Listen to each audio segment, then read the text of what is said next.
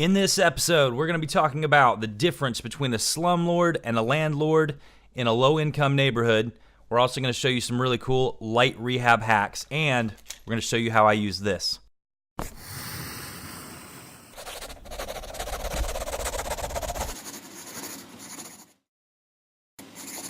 Hey guys, Jesse right here with YouKidBe.com, and in this video we're going to talk about the difference between a slumlord and a landlord, specifically for landlords that invest in lower income neighborhoods.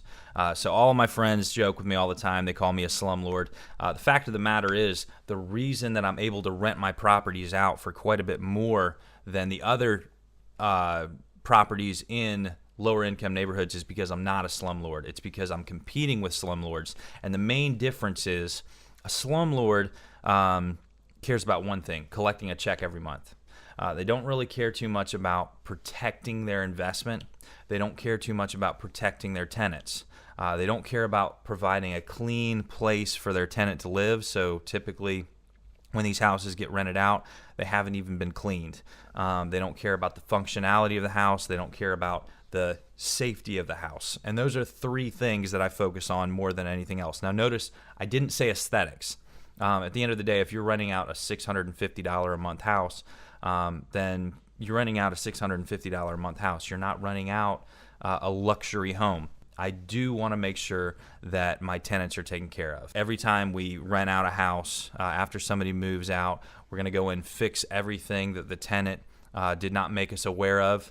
We're going to give it a good cleaning. We're going to touch up the paint. So we're going to give you a little bit more on our process here in a minute. I've got some footage of us actually going in and doing that recently. But those are the main things. So an example of the aesthetic side, though. A year or two ago, I had a tenant that I had to evict. They didn't let me know about a very simple problem, and that was a leaking faucet. It would have cost me 10 cents to fix this faucet. So the flooring on the opposite side of the bathroom was destroyed, and I no longer had access to that particular color of flooring. So the floor was originally Traffic Master Ainsley Oak. Traffic Master no longer makes Ainsley Oak, so I had to find the closest match. It was a slightly different size. It had a slightly different tongue to go into the groove, and so I had to modify it. I had to use a table saw, alter the tongue, alter the groove, make it a little bit smaller, and just piece it together as best I could. There's a slight variation in color. If I was renting this house out for $1,000 a month, I would not have done that. I would have just replaced the whole floor in that area. But because I'm renting the house out for $650 a month, I'm only concerned with cleanliness, safety, and functionality. So you kind of have to think about how to use what you have, and at the end of the day, something is worth whatever someone is willing to pay for it. And if they're willing to pay for your house with the way that it looks, that's all that matters, as long as you are taking care of your tenants. So we're going to hop in here, talk a little bit about our process for doing what we call a light rehab. It's just what we do right before a new tenant moves in. All right, so we're on our way. We're about to get a house rent ready. Tenant moved out a couple days ago, and someone's already signed a lease, and we told her that she could move in on Monday. We're going to try and get all of this stuff knocked out in one day. Typically when we do this, we kind of have a certain set of steps that we follow. So the first thing that we're going to do is we're going to go to the house, and as we clean it up, as we remove any of the leftovers that the tenant left behind, we'll make a laundry list of things that we need to do in order to get it knocked out as quickly as possible. We'll make ourselves a list, and then today's the day that we're actually going to do all the work.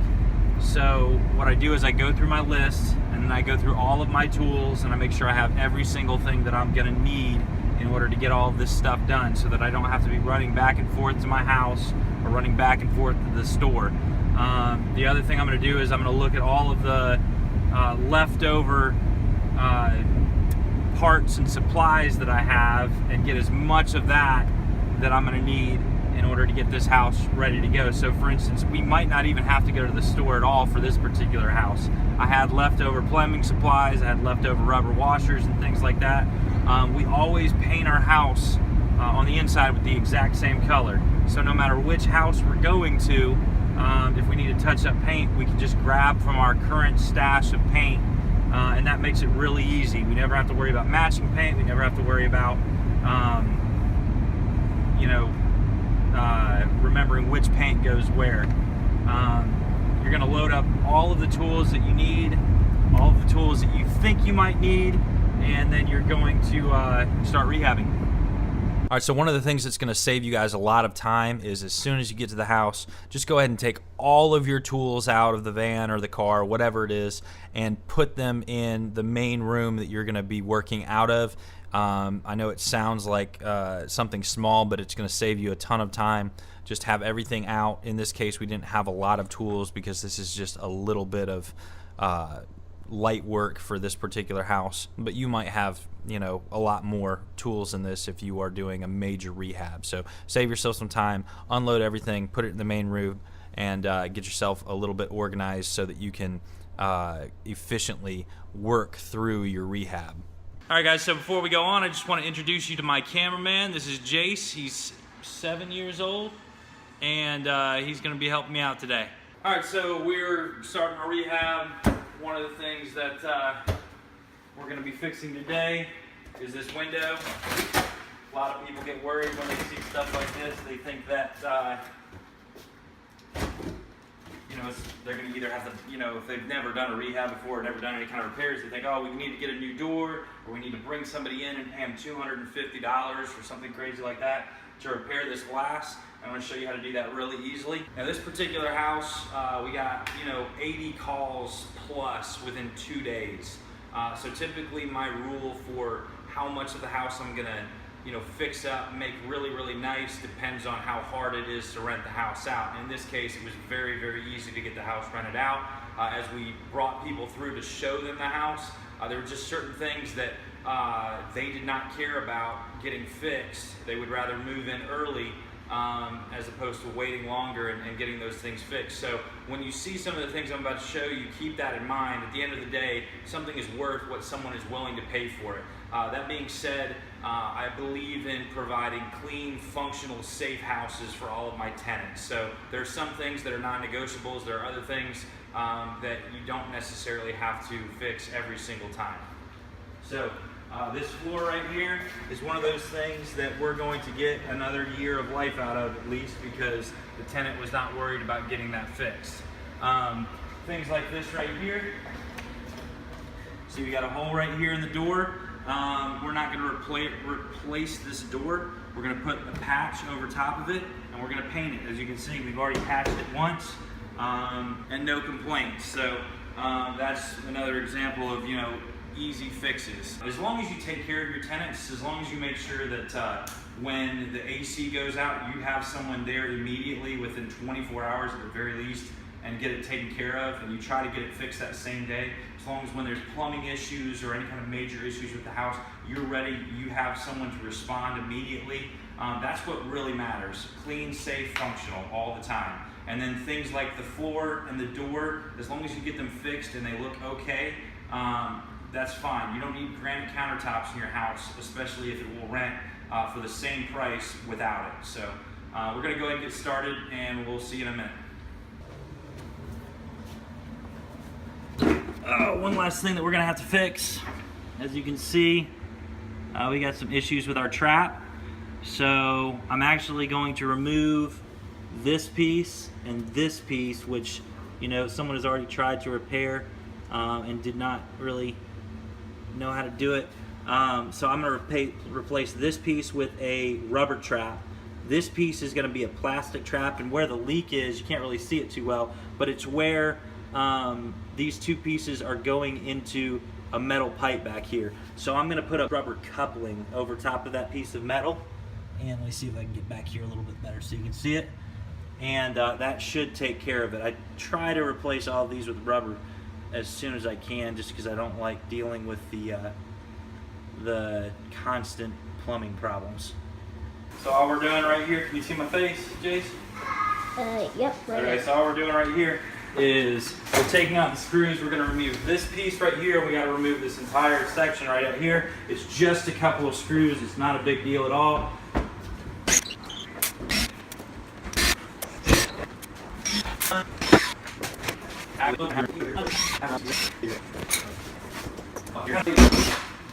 in such a way makes it a little difficult. See, that's all there is to it. So now we're going to replace this piece of glass right here, and we'll be good to go. All right, so this piece is 20 inches by 7.5 inches, so I'm just going to mark my plexiglass real quick.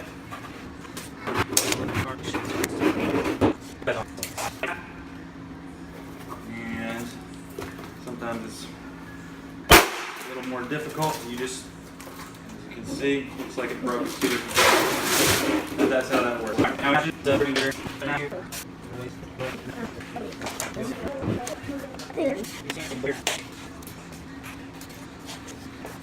it.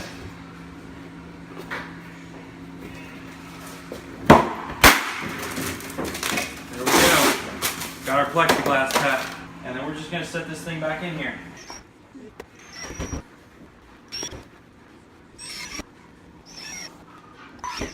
Alright, so that took about 10 minutes. That's 90% of what it's like to rehab a house. Problems that might seem, especially to a newer investor, to be difficult, but really very simple.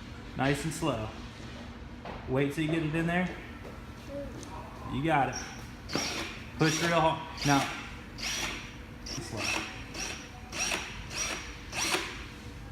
There you go. Now, Mommy is going to paint this door. I don't feel like dealing with these doors when I get to plumbing, so I'm just going to take them off. Alright, so now we're testing it out. Like I said earlier, I took the doors off just because I'm in a kind of enclosed area. But as you can see, we just got this one rubber coupler with hose clamps going to either side. I actually had to cut this piece just a little bit just to make sure that it fit right. And then I've got hose clamp going onto that. Hose clamp going onto this, and so far I'm not seeing any leaking. We'll let it run for a few minutes. I've got my paper towel down here, so we'll see if that gets wet over the next 15-20 minutes or so. Now at the beginning of the video I showed you this little white packet. This packet comes in a box of blinds, so I buy the cheap $3.84 blinds from Walmart. I don't spend a lot of money on blinds because they almost always get messed up anyway, and I prefer to spend less than $4 for a set as opposed to $50+ for a set.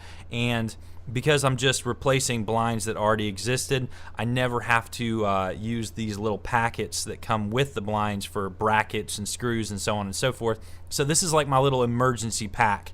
It has all kinds of little pieces in it that you can use for all different little fixes. For example, when I first bought this house, I had to rebuild a drawer, and I used these little white pieces as my guides so that the drawer went in smoothly and straight every time you open and close it. So that's just a little tip for you. It's got like 8-10 screws in it, and you never know when you're going to need screws, and you always need them when you don't have them. So I just saved these. I got like 10 of these little packs in my toolbox right now, and it's just like a little quick tip for you guys. All right, guys, so 3 quick things before I leave. One, I am considering doing a weekly YouTube live episode, or whatever you want to call it, webisode.